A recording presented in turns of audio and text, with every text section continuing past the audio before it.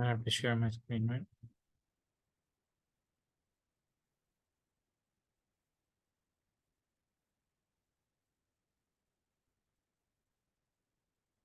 Yeah, Alhamdulillah, salatu wassalam ala Rasulullah.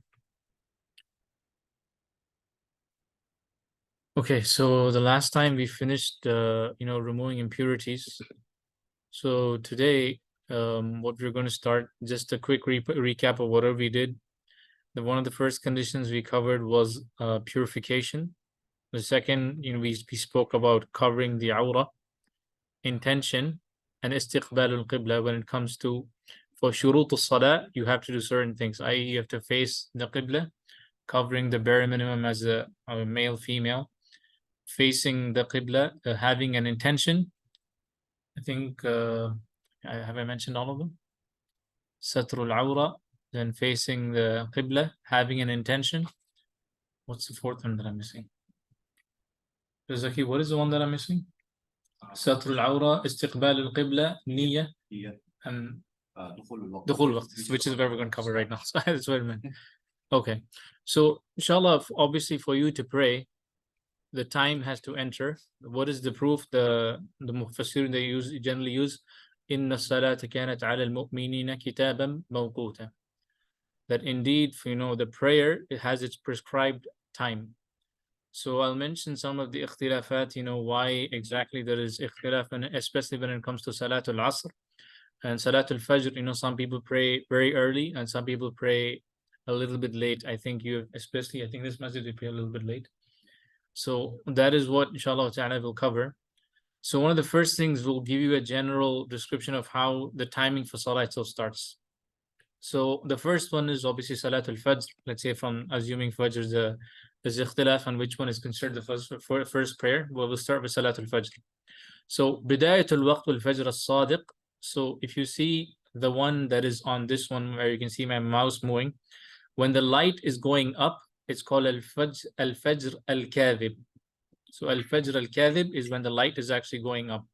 So when you see this, al-Fajr al-Sadiq is when Salatul Fajr has actually entered. So this is more visible if you're traveling on plane, especially close to Salatul Fajr is typically when you will see this sort of light. Fajr al-Kadhib is when the light is going up. So this is the entering of time.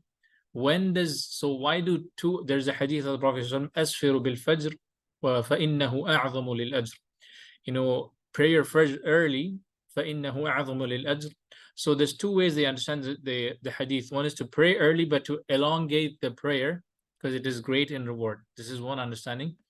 The other understanding is the understanding of the Hanaf. What they do is they delay the prayer itself. So I think if you're going to some of the countries that actually follow the Hanafi school, when you're done with Salatul Fajr, you'll feel like it's almost end of time.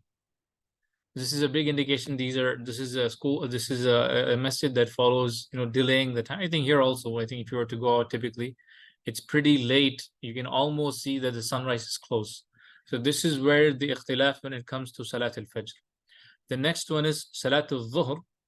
Zawal al-Shams, yani it has to pass the zenith, a little bit off. As soon as it passes the zenith, that's when the time for Dhuhr comes in. Masiru dhil ashay mithla. So when does it get over? Is when the shadow is basic. Let's say a person were standing, or if you put a spear, the shadow is exactly like it. So the time is passing zenith, and the end time is when your shadow is basically just like the size of the object that you see in front of you. Let's say if you're in a Western country, typically the angle is a little bit off. If you see your phones, if for Fajr they'll say 15 degrees, but you can actually adjust it. So if you were to try this in a Western country, I think I might have to connect my charger. If you were to try this in a Western country, this won't exactly apply because the angle is a little bit off. So the situation we're in, 1 second.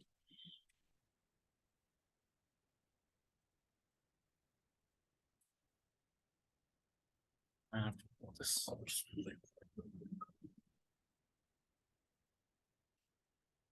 Yep.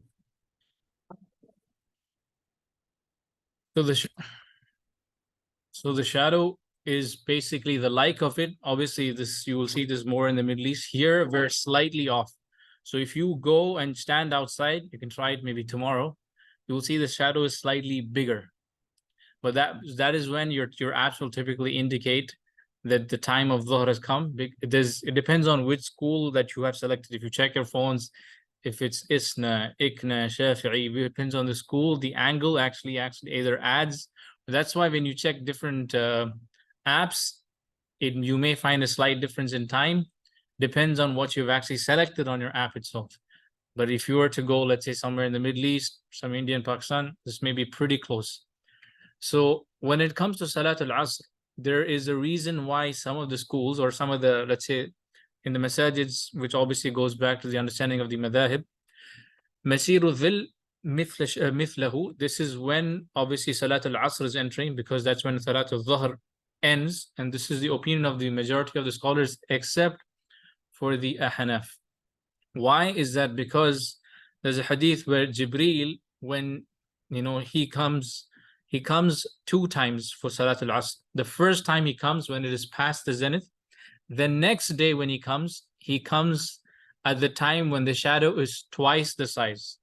So that's why, so the Ahnaf took the position of the time of entry, or sometimes they will tell you of so even the, let's say, Abu Yusuf and all the other students of Abu Hanifa took the other position, but generally the mu'tamad is when the shadow is twice your size. So let's say in this masjid here, we delay Salatul Asr. I think we pray close to 6 o'clock. So if you see majority of the other masajids around which are not following the Hanafi madhab, they may choose maybe almost an hour early. So for them, you're actually delaying the prayer and you're going into waqt al-darura. If you see this one, they classify it masiru dhil al-shay mithlayhi is nihayat al-waqt, yani end of time. You're going into the darura. It's like, I don't know what's the best translation. I know it's like when you're it's more of a desperate, a last minute. So your preferred time is to pray it as soon as in the earliest of time. And when you see the shadow is like it, and when it goes to twice, it goes into waqt al-darura. But this is not the understanding of the Hanaf. They actually say, the mu'tamad, the relied opinion is that this is when the time enters. But even whatever madhab you follow, when you go to a country, you will follow the time where the person is, which, let's say if you're going to Syria, obviously it's Hanafi. Let's say you're going to Yemen or something, or you're going to Egypt, they pray early. You're not going to say, let me delay it. I knew somebody who used to not pray Asr in Jama'ah because of the position that he followed, but this is not the scholars are, but even here, even though they will say they follow the Hanafi school, you'll see many people, they come and pray early in the other masajids. So there is flexibility, but this is where the ikhtilaf is in the understanding on how they understand when Jibreel alayhi salam, when he came in two different times. So can you elaborate on that? Because I'm always confused. Yes. So this is a authentic narration. This is an authentic narration. To So I don't know if I took a picture of it. It's a long narration. I can just read it real quick, inshallah ta'ala. It's a let me see if I took a picture. No, I didn't take that one. It is a it is an authentic narration. When the second time in Jibreel, so the next day when Jibreel alayhi salam, and he comes when the shadow is twice, and then they prayed. And then when he came for Maghrib, he came obviously at the time of setting. So this is one of the Ahnaf position, is that the time enters when it's actually twice the shadow size. So that's why they, let's say here in this masjid also, people actually, the time that they have chosen is the Hanafi position. So this hadith, the Prophet came and he led us the first early, like first, okay. Yeah, and the next day when he came at a time when the shadow was twice the size. The Prophet waited until that time. Yes, to pray, and then he came back for Maghrib when the sun set. So this is where the ikhtilaf is, but the majority of the scholars, except for the Ahnaf, took the position that the first is when they, here if you see this one, it says Masiru, this becomes nihayat, this preferred time ends here.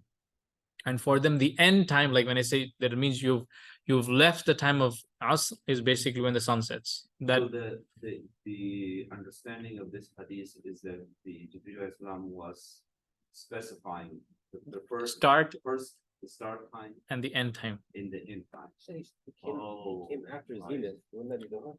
After, so when it passes Zenith, that's when Dhuhr enters. Okay. Okay, So that's your starting when time. he first came. at Yeah. Zenith. Yes. And he's saying he came back. So the next time he comes back, when the shadow is the likes of the object. So that means the time of Asr has come in. But the next day when he comes in when the shadow is twice the size. And then he comes back for Maghrib when it is actually sunset. Well, how does that nullify the first day? So obviously this is why they say the preferred time is to pray it in the early, and the mu'tamad of let's say of the Hanafi madhab is to basically to pray it at the latter. This is kind of like It's the same hadith. It's literally the same hadith. It's the narration just continues. That's all. it's like, hey, this is when you should pray, but it's when you pray early, but this is kind of like rural, like you said. Yeah, It's waqt like, al-darura. So this is where the ikhtilaf is. And like I said, even for Fajr, they use the same hadith, but the understanding is different. I was gonna say that every day I get a notification on my phone for Asr in particular says, you know, you should not delay Asr and Fajr specifically. I'm not mistaken. I don't know which phone you're using, but generally this is all the ikhtilaf in. So the hadith itself is exactly the same. Both of them use the same hadith for Fajr and for Asr.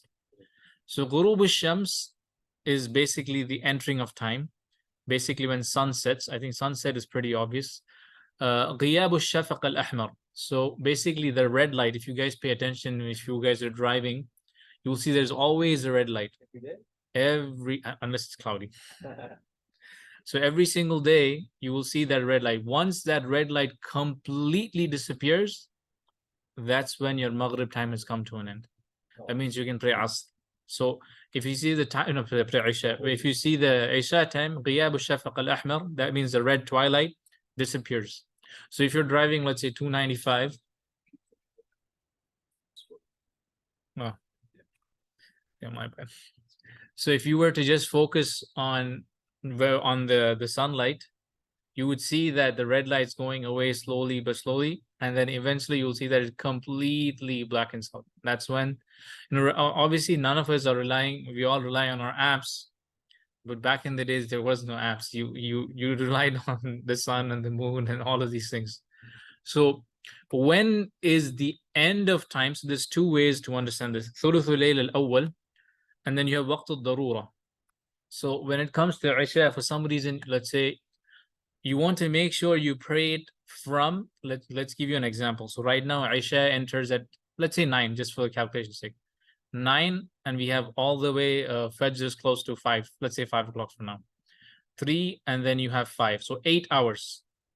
So divide that by 3, that's almost what, yeah, so make 3 sections, let's say 8 hours, right?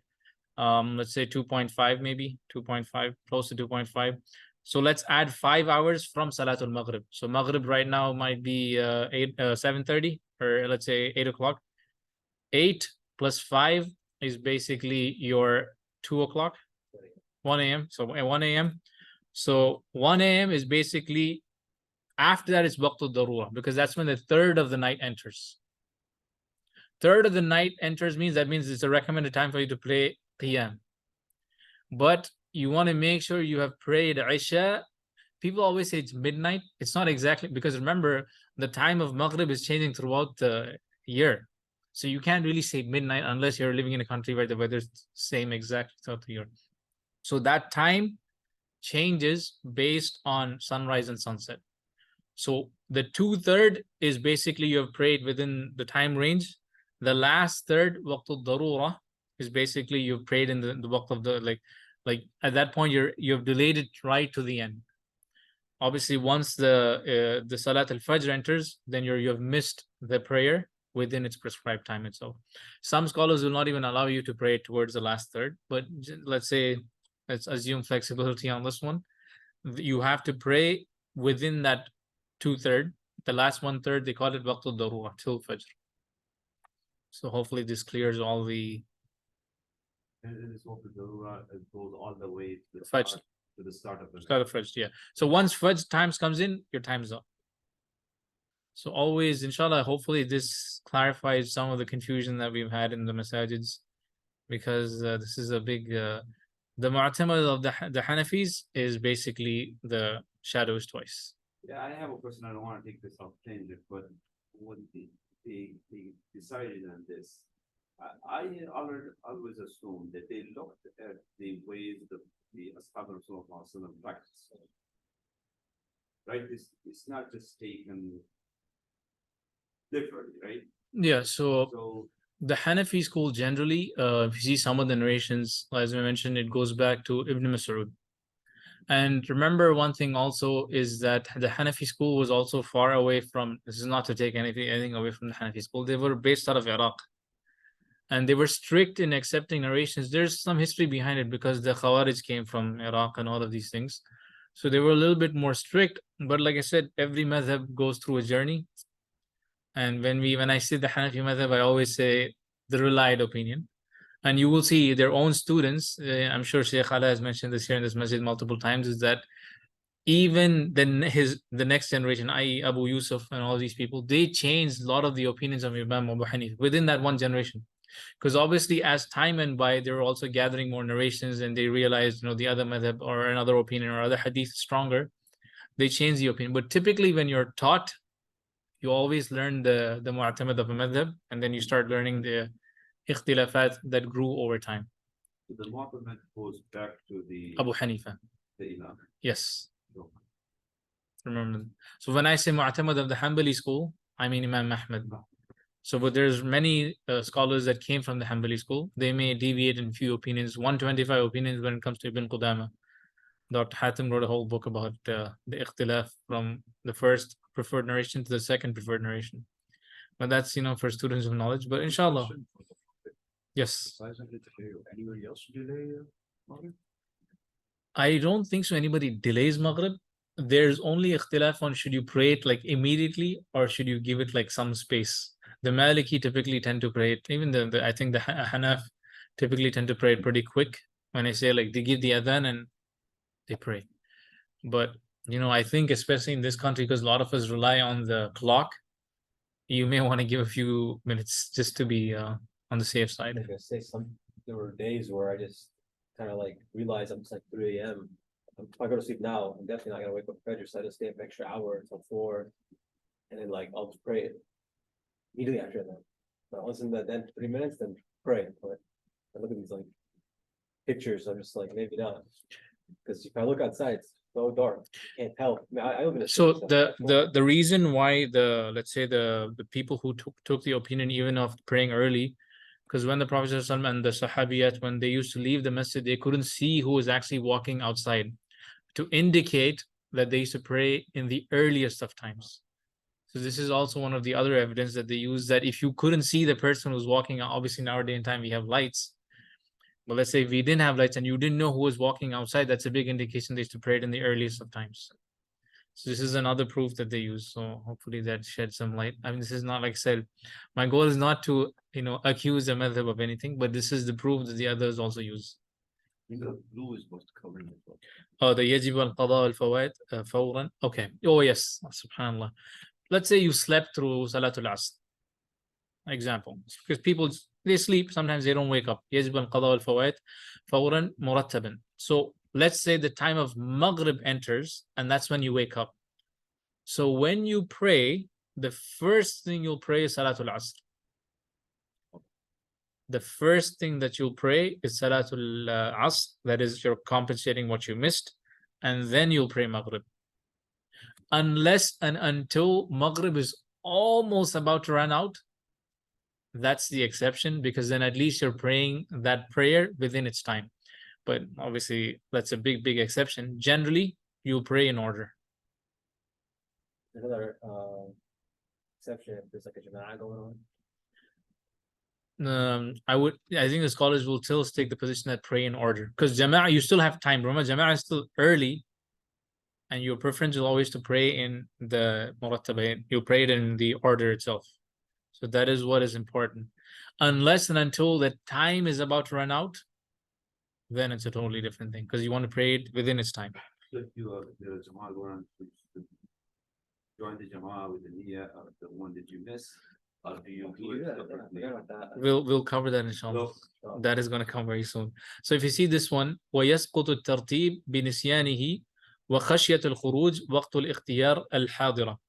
So anytime your وقت الاختيار is going to leave, let's say you're going into darura, that's when they're very, very strict, especially if you know the time itself going to run out, then you'll, let's say in that case, you'll pray Salatul Maghrib, and then you'll compensate the Asr. So when you know the time is going to run. Yeah, one quick question. So the Sheikh here said, usually they give like 5 minutes from the start, meaning including the adhan and, for 5 minutes. Recently, there was some issue with the clock, and so by the time they would finish the adhan, they'll say Aqama and start. And the Imam noticed it after a few weeks, and he says, I'm not sure what has happened here, but there is, I think he referred that there's a hadith that between the two, so meaning the adhan and the Aqama, there's supposed to be 2 rakah, sunnah. So generally so that will come under rawatib. Are you talking about prescribed sunnah? Prescribed sunnah is after Maghrib. Yeah, so that, not that, but this is before when he was referring to it. Tahiyatul Masjid? So, yeah, I don't, I think he was like, He was not- sunnah after then. yeah, he was not, I don't think it was the Tahiyatul Masjid, but this is, when the azan is given, the 2 rakah, and then. Yeah, I see it all over. So generally you are allowed to pray nafil itself. But I haven't come across any narration that indicates about sunnah between for Maghrib. For Dhuhr is there for sure. Yeah, those right. But I haven't come across the narration that is between Maghrib, the adhan of Maghrib and Iqam of Maghrib. Once it's just Maghrib. You can pray any nafil if you want. You want to pray nafil or you want to pray Tahiyyat al-Masjid, yes. But I haven't come across a narration that indicates a rawatib prescribed sunnah between the. I'm not sure whether this is you mean mu'akkada. Yes, I don't exactly. think he was referring it to as mu'akkada, but this is Maybe there could be a narration which I'm not aware of, but I can check on this one. Generally, I haven't come across a narration, but I could be completely wrong. maybe I can re-ask. Okay. مما يترتب على دخول الوقت وجوب الأذان. Okay, so once the time enters, the last part here is the adhan is basically fard kifaya. So fard ayn is an individual obligation. So any masjid, especially if they're establishing Jum'ah, then because somebody had asked me, because this is a masjid, this is a musalla that they have Jum'ah, he was asking, should I give the adhan? And I said, if you're a masjid that establishes Jum'ah, then you have to do it. Because anytime you're establishing Jum'ah, then you're like a masjid at that point. So the musalla itself, it's not an obligation because this is not a place where people are establishing Jum'ah and all of these things.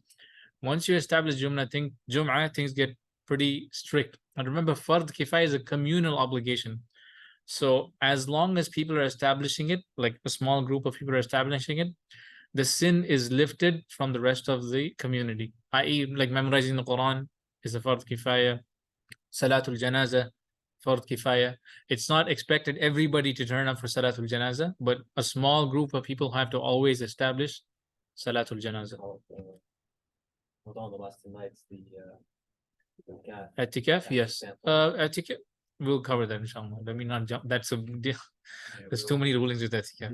Inshallah. Let's go to the next one. We'll cover, I'm sure you guys have paid attention in terms of the Iqama is different slightly between the Hanafi school and the. So there are certain things everybody agrees upon, and that's what you should be strict on. There is narrations where you can slightly change in terms of not ziyada is what they differ on, but not the tartib itself. I.e., they may increase, let's say, qad qamat salam, like they may say, repeat the Allahu Akbar, Allahu Akbar, Allahu Akbar, Allahu Akbar in the Iqama if you've noticed. The ziyada is not what is where they disagree on, but the sequence of what should be said is agreed on. And there is preferred narration for every madhab. That's why there's also an ikhtilaf. It's not like sometimes they know there's another narration, but they may say this is our preferred narration. There's multiple reasons for it, but let's start with just the adhan itself. Shurutu sihha and niyyah. The person should have a niyyah that he's giving the adhan. Muwala, again, doing it continuously. Order, this is where we're very strict. Tartib, i.e., you have to say it in order. So if somebody skips, let's say a sigha, something that you're supposed to say, he drops it and he completes the adhan, then in this case he will have to repeat it because he's completed the adhan and he's done, and he messed up what is actually part of the arrangement itself. While he's still in the adhan, he can go back and complete it. But let's say he's done, then kaunu sigha al-warida, this is basically what is mentioned in the narrations. The difference is more on the number of times and not the sequence itself. دخول الوقت إلا الفجر. Okay. Fajr, there's an adhan, there's a narration of the Prophet where he mentions فَكُلُوا مِنْ أَذَانِ بِلَالِ كَمَا قال. So eat from the adhan of Bilal. Obviously, this is to indicate, obviously, towards the end of time. You can still eat when the adhan of Bilal is going on. But when it comes to the adhan of Maktoum, that's when you stop. Yani. So i.e., the only time you're allowed to give the adhan before dukhul al-waqt is for Salatul Fajr. So this is time for you to get up. You can pray. They lose in Kuwait. They will pray tahajjud. It's a big indication for you to get up. You have like maybe 20 minutes, half an hour. You can get up, pray, let's say tahajjud or something. And then when you hear the second time, it's the adhan for Fajr. This was not limited just to Ramadan. No, this is done in Kuwait. They do it like on a regular, depends on the masjid, but they do it. Okay. It's a time for you to get up and you can pray tahajjud and all of these things. So this was done at the time of the Prophet ﷺ. So this is one. The other one is sunan. So, oh yeah, but one thing. As-salatu khayru min an-nawm, as-salatu khayru min an-nawm. The general commentary that I've found, if somebody forgets it for salat, for adhan of Fajr, it is a sunnah. This is the general commentary I found. I was trying to see if there's any particular commentary, any other commentary, but the general commentary I found with the scholars is that as-salatu khayru min an-nawm is a sunnah. For some reason, when do you say it? Before you end the adhan, i.e. before you say Allahu Akbar. The last part, i.e. after hayya ala salah, hayya ala falah, that right after that you'll say as-salatu khayru min an-nawm, as-salatu khayru min an-nawm, and then you'll finish the adhan. That part itself is a sunnah. So I know people may usually tend to forget, especially if he's not somebody giving the adhan regularly for Fajr, he may forget. So sunan, كونه على, okay, a lot of these things may not apply to us today. كونه على موضع, to give it in a high place. You know, I think many of us have mic. صوت مرتفع, again we have mic. التفات في حيالتين, يعني to turn حي على الصلاة, حي على الصلاة, he keeps not to turn the whole body, just the head. And then again حي على الفلاح, حي على الفلاح, he turns the other side, not the whole body. So whenever the Prophet ﷺ mentioned وَإِذَا سَمِعْتُمَ النِّدَاءَ فَقُولُوا مِثْلَ مَا يَقُولُ, whenever you hear the adhan, say what the adhan, what the muadhin is saying, except for حي على الصلاة, حي على الفلاح, you'll say لا حول ولا قوة إلا بالله. So this is another one. Okay, وَدْعُ الْأُصْبَعَيْنِ is to place your two fingers inside the ears. عدم اللحن, يعني is not to have an accent. And you do it properly with with the right pronunciation. All of this is sunan, by the way. For some reason, if I saw a brother giving the adhan with his hands in his pocket, it's a sunnah. So obviously there are certain etiquettes. I don't know if you want to put your hands in your pocket. And the other one is, to, if he doesn't turn, okay, no problem. He's left something that is recommended. Maybe he did it out of forgetfulness. Maybe he doesn't know. A lot of those things. So the muadhin, this is where I want to focus on. شروط الصحة العقل, for it to be a valid adhan, he should be sane. Tamyiz, what is the age of discernment? What's the age? Puberty is, man, then it's an obligation for you to pray. Seven. Oh, yeah, Seven. So anybody so I've noticed in Sunday school, a lot of the brothers like to just randomly put some young boy ahead. Make sure he's 7. Usually they are, but sometimes I'm not sure. So at least make sure the boy who's coming up and going forward to give the adhan, 7 years old. That's when there's an obligation to start teaching him the deen properly, right? Yeah, that's when you will tell him to pray. At 10 is when obviously your permits. Yes. Adala is upright, and he should be at least ala zahiri, from what is apparent. You will never put a fasiq, and this is something, unfortunately, they've always put some random person forward, and maybe this person doesn't even pray.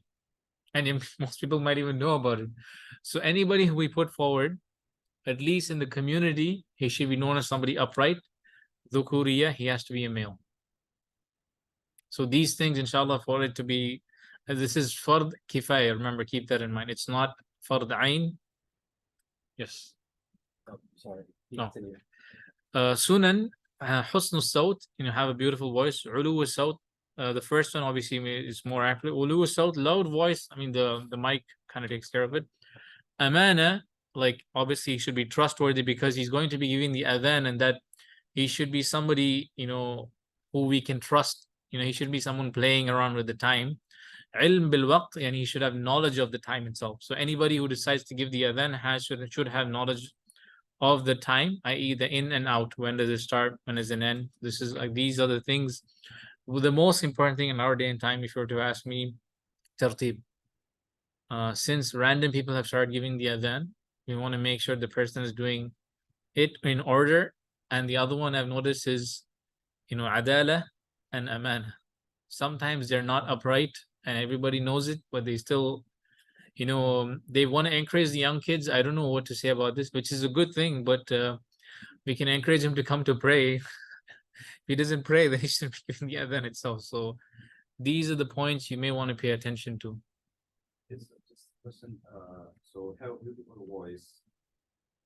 And this one is say to avoid melody. Are you talking about Adam, when they extend for no reason, i.e., Oh, like they'll say so now you're changing the meaning itself. yeah. When they extend the med itself, there's flexibility. When they say Allah, there's flexibility. When they say al, when there is literally no med in the, that's where the problem happens. Because people start extending, even when they recite Quran, sometimes the brothers he has a beautiful voice, but he extends when there's no need to extend in this ayah. So this is where I think you have to be careful. So hopefully we have cleared. I might just do maybe one more slide. That's a quick question. That's Yes. sanity. Like what exactly? So sanity, remember, it's a very broad term. If somebody is able to differentiate between right and wrong, he's still sane Islamically, i.e., he may have some issues, but the person knows what's right and wrong. Okay, that's Because nowadays everybody may be classified as insane.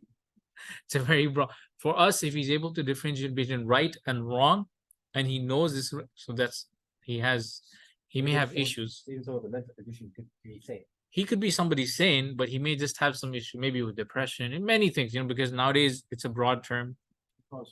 Functionally, Well, I mean, like, let's say someone's autistic, they could still be sane, right? Yeah, yeah. it's kind of like functionally something that a term like that is used, right? Dysfunctional or As long as you can. Differentiate. So that's what's very important. Like, he knows this is right, this is wrong, like that. this is wrong. Avoiding the melody, is that ijma'? So if you're extending, you're changing the meaning itself. So you can beautify your voice. There is no problem in beautifying your voice. It's just when you extend in places when there is no extension. Yeah, speaking of that, like outside of that, like when a dog, like should we just be like, I mean, that's it. So the mean itself, there is an extension there. So there's some flexibility there. Is actually an extension there. But obviously some people extend for way. Right. Also, I see some people that are just like, I mean, that's done. Like immediately, it's like, I mean, and someone. I mean, it's fine. Like, where should we? I mean, is you're giving the right, the huruf, the right of the huruf. So there is an extension, the and mean has an extension. So you're giving it right.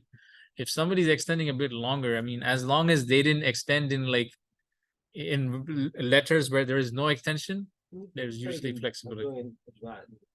Or like generally speaking, do you find that it's like a decent length? Yeah, they usually don't go too crazy. So there's flexi, as long as, like I said, pay attention to where you're extending, and that's what. So one of the most common mistakes, let's say in Surah Al-Fatiha, and it's something everybody should watch out, is let's say Iyyaka na'budu. If he extends the dhamma and the dal, that's when you're like giving more than what's actually required. Wow. Yeah, now you're adding a waw to when there's no waw. So those are the ones you want to watch out for.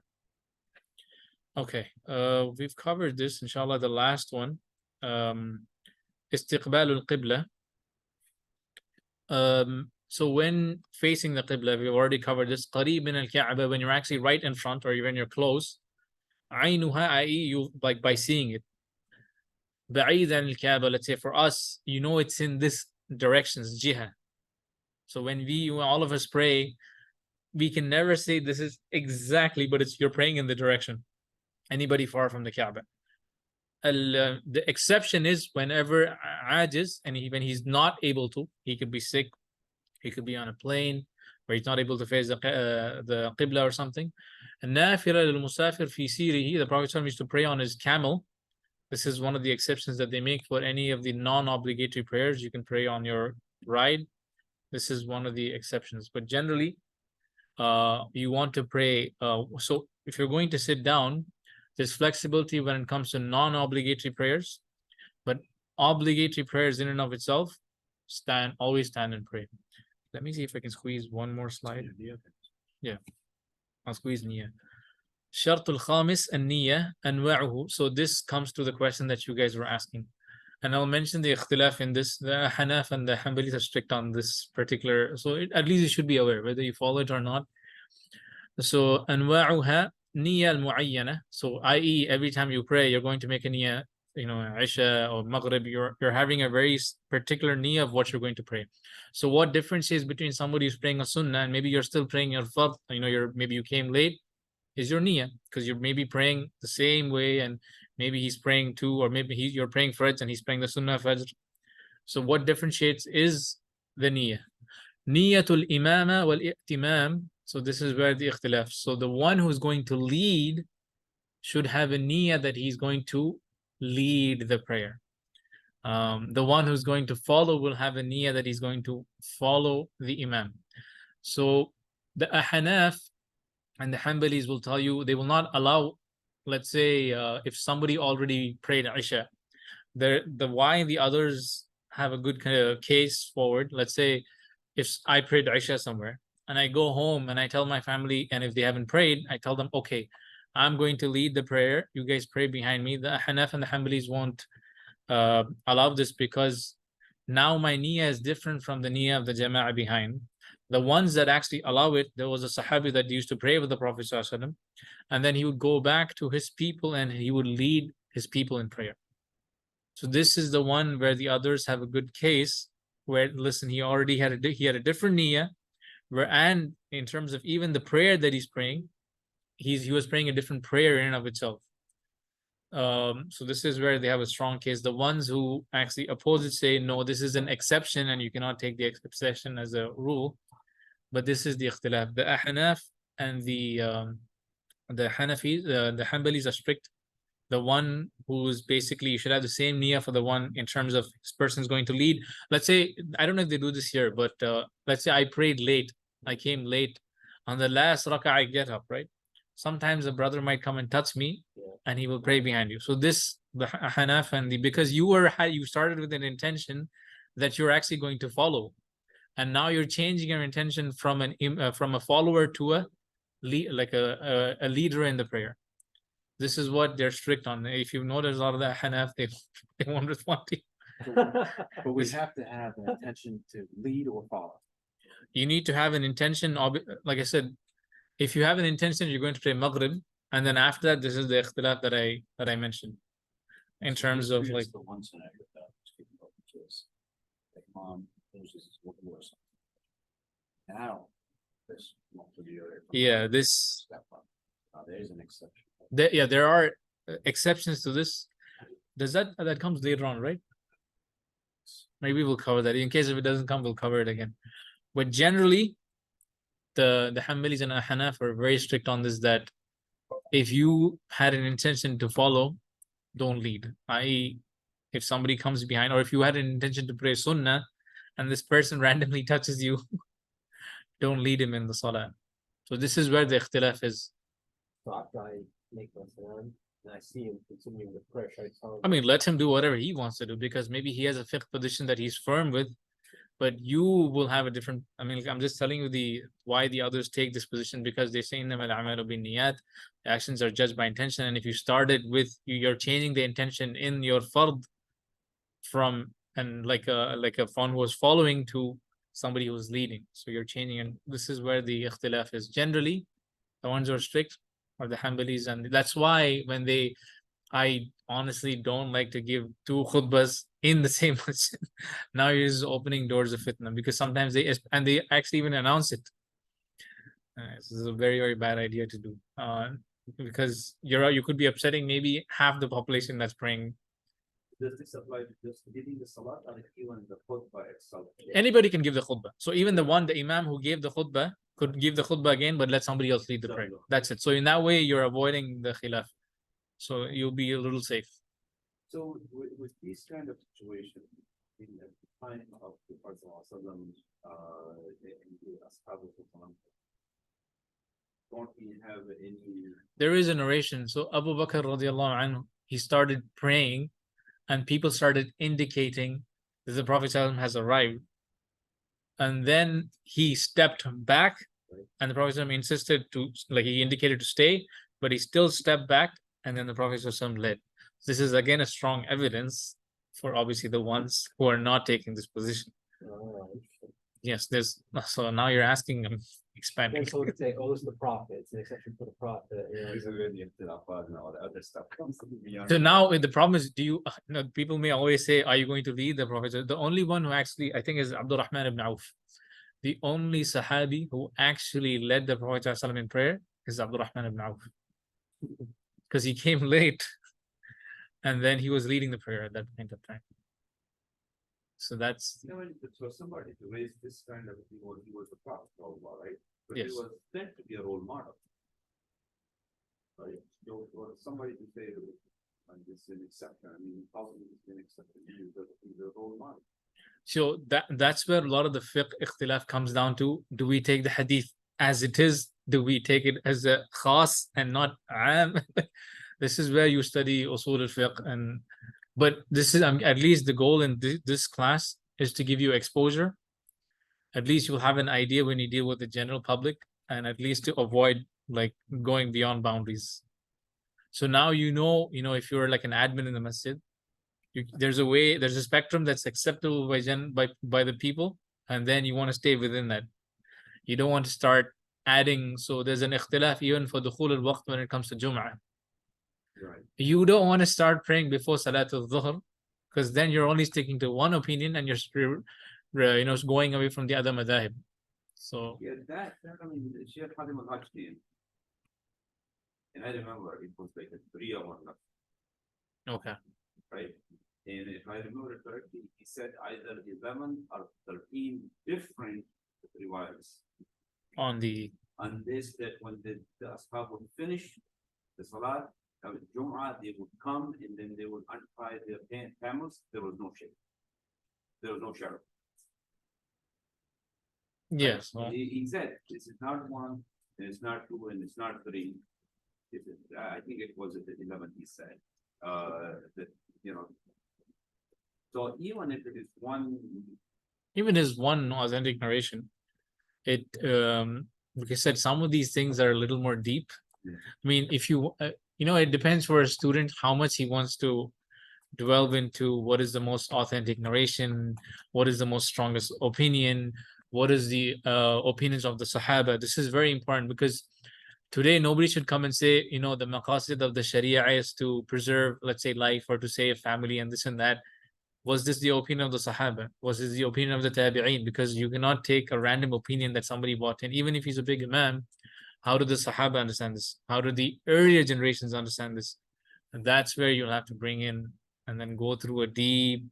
But that's more for, so if Dr. Hatem does like a 3-hour lecture, obviously you cannot expect every person to spend 3 hours on one issue, one masala. I mean, this was not specifically one, but this was the main topic, right? Okay. Because this masjid went through a problem, right? Okay. Which was, we had parking issues, right? We still have parking issues, but it was far worse than what it is now, right? And to have this insistence that no, you have to do it. This, I mean, literally, it was jam packed. Like you would need a long time to get out of the park, right? And he explained all of this. That, this is a lot. Yeah, I mean, so I mean, obviously the Hanbalis allow it. They allow it from Duha all the way to Asr. Yeah, that's I heard somebody they're praying and it's 10 a.m. You kind of see from the I don't know. So this is, I mean, obviously this was some of the actions of the Sahaba. So Exactly. you know, but do I want to deal with this problem when I remember you can never debate an ignorant person. You've already lost the debate when you're debating an ignorant person. So, but at least you, if you're trying to gain knowledge, we should know these narrations are there. And the ones who are strict are because they stick to the positions that they're familiar with, i.e., the rest of the other madhahib. They're familiar with those positions, and this is what they stick with. So, وقتها مع التكبير أو قبل في الوقت, so once محلها القلب. So obviously once you say Allahu Akbar, and then obviously okay, when you say Allahu Akbar, the thing is, when do you make the niyyah? One is just before or at the time, when you're about to. This is one of the two things that you can have your intention, either like before you start or at that time. And when you're about to just say Allahu Akbar, that's when you say the you have your intention. The last one, mahalluha al-qalb, is to have it in your heart. We'll stop here because inshallah I want to also maybe, I know this was a little dry today, but then inshallah the goal is, I think, to finish maybe end of September we might be able to finish Salah.